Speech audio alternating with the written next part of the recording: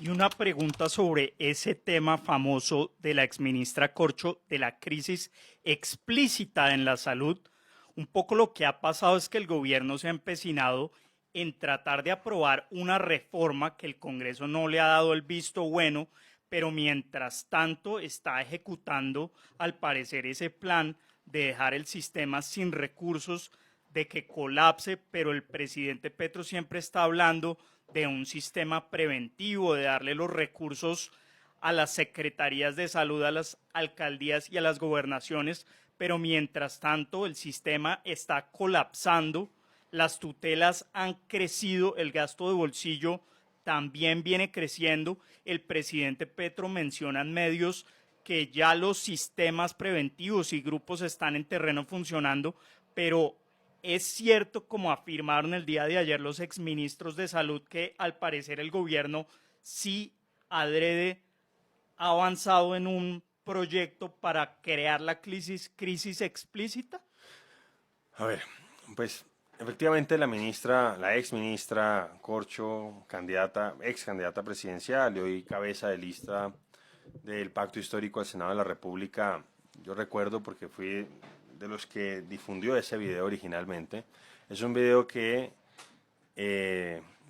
hacen desde el propio ministerio cuando estaba la señora Carolina Corcho como ministra. Ella había invitado a un experto italiano, ya no recuerdo bien, creo que de apellido Yali, y, y un poco pues estaba preguntando por nuestro sistema, y pues el experto italiano pues le decía que a pesar de que no era perfecto, pues dadas las restricciones en términos presupuestales, etcétera, etcétera, etcétera, pues nuestro sistema tenía pues algunos indicadores que eran positivos, había otros que eran limitados, etcétera, pero unos que eran muy positivos. Y ahí la ministra, la entonces ministra, fue que pues habló de la necesidad de una crisis explícita para que el pueblo colombiano pudiera entender la necesidad de la reforma que ellos querían adelantar.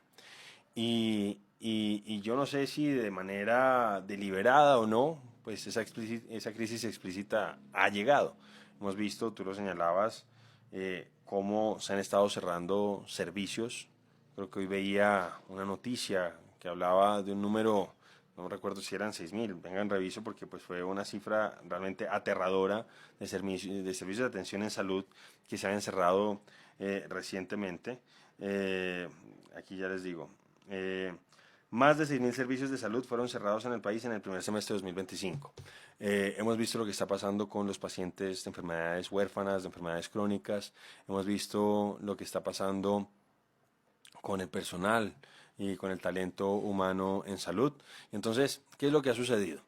Y el gobierno creo yo que, y ese fue uno de los grandes problemas que tuvo el presidente Petro, es que cuando uno llega a un cargo donde tiene que enfrentar tantos problemas, pues debe enfocarse en los problemas pues, más significativos. El sistema de salud sin duda no era perfecto, vuelvo a insistir, no hay sistema de salud perfecto en el mundo y todos requieren modificaciones permanentes, pero un sistema que funcionaba relativamente bien, sobre todo, vuelvo a insistir, en las zonas urbanas del país. En las zonas rurales y dispersas seguramente había cosas que se podían hacer y ahí él se podía concentrar y seguramente hubiera podido tener algunos éxitos, pero pues decide meterse con esta reforma que no tiene ninguna clase de legitimidad social, no es aprobada, no está consensuada, no está concertada ni con las asociaciones de pacientes, ni con los médicos, ni con las asociaciones, ni con las sociedades científicas, ni con los académicos, y pues esa fue la reforma que implicó la explosión, por decirlo así, del primer gabinete del presidente, que era un gabinete plural, que tenía figuras más del centro político como Alejandro Gaviria, como Cecilia López, como Campo. el doctor Ocampo y como el exdirector de planeación. Eh, y pues reventó ese gabinete y reventó la coalición de gobierno original.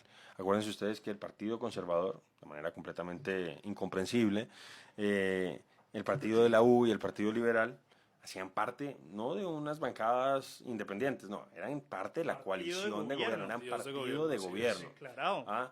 Y por cuenta de esta reforma fue que esa coalición se reventó. Y entonces esos partidos, en particular dos de ellos, porque el Partido Liberal decidió irse a la independencia fue recientemente por cuenta de las preocupaciones que tuvieron algunos de sus dirigentes con las visas norteamericanas, pero en su momento se revienta la coalición saliendo del Partido Liberal y el Partido Conservador y después del Partido de la U, fue por esta reforma.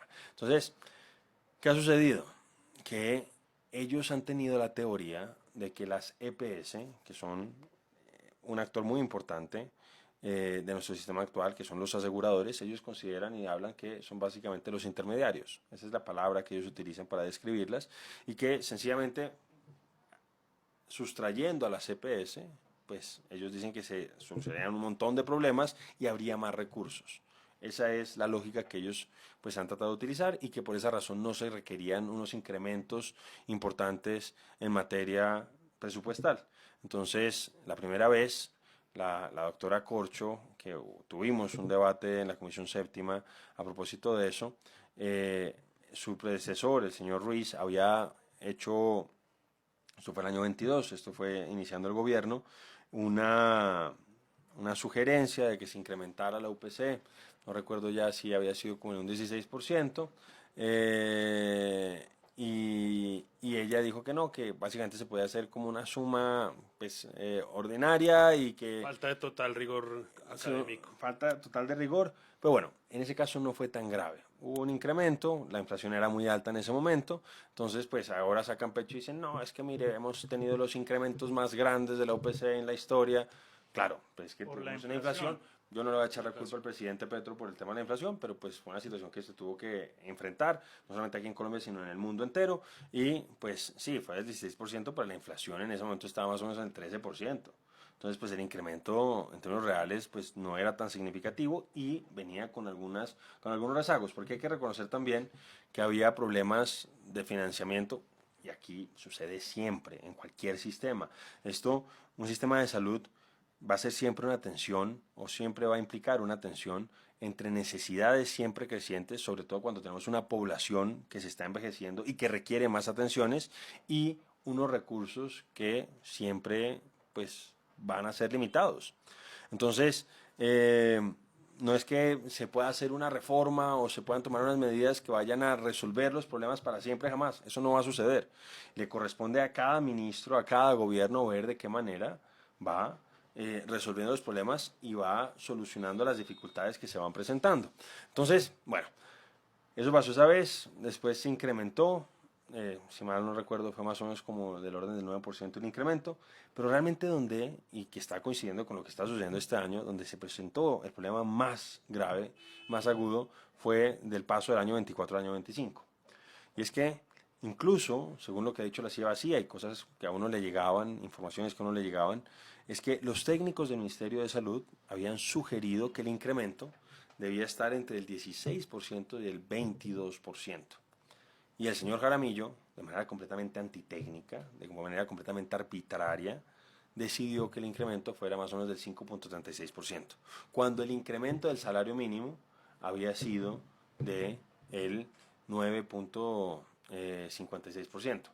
Entonces, obviamente, con esos desbalances entre los ingresos de un sistema y las salidas, por lo menos en lo que respecta a uno de los factores importantes que es el talento humano en salud. Se habla de que en salud más o menos 6 o 7 de cada 10 pesos pues están relacionados con el talento humano. Pues si eso crece en un 10% y lo otro crece en un 5% y el nivel general de precios había crecido en un 5% más o menos, pues obviamente ahí pues se genera un déficit evidente.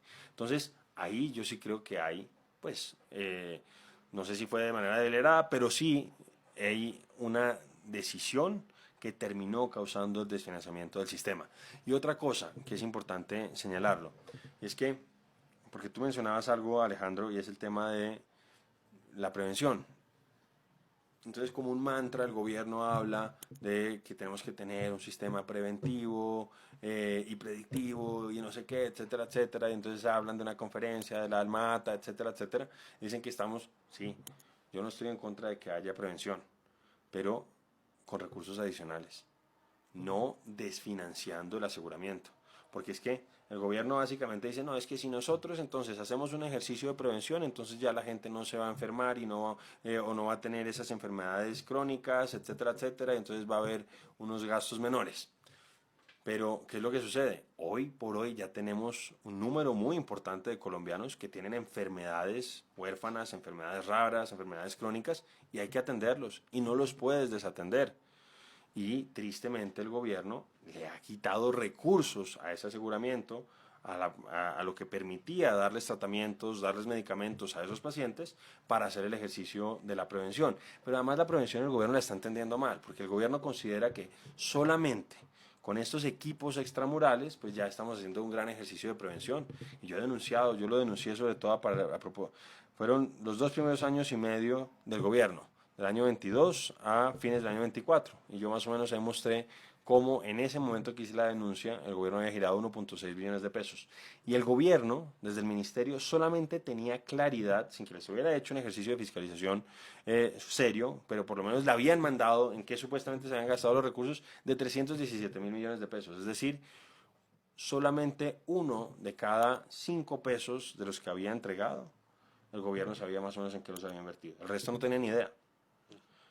Y obviamente eso es alarmante y pues nos encontramos un montón de cosas donde están malgastando, pero además yo les digo una cosa, cuando estamos hoy por hoy en el siglo XXI, tenemos estos dispositivos, tenemos la posibilidad de tener una conexión permanente, pues yo siento que mandar personas que además muchas veces no son médicos ni siquiera, son realmente pues clientelas políticas del gobierno o de los gobernadores o los alcaldes, lo reconoció el propio Jaramillo en la Comisión Séptima de la Cámara. Yo no lo podía creer mientras él estaba hablando. Él decía, es que a mí no me importa si están pagando campañas pasadas o campañas futuras.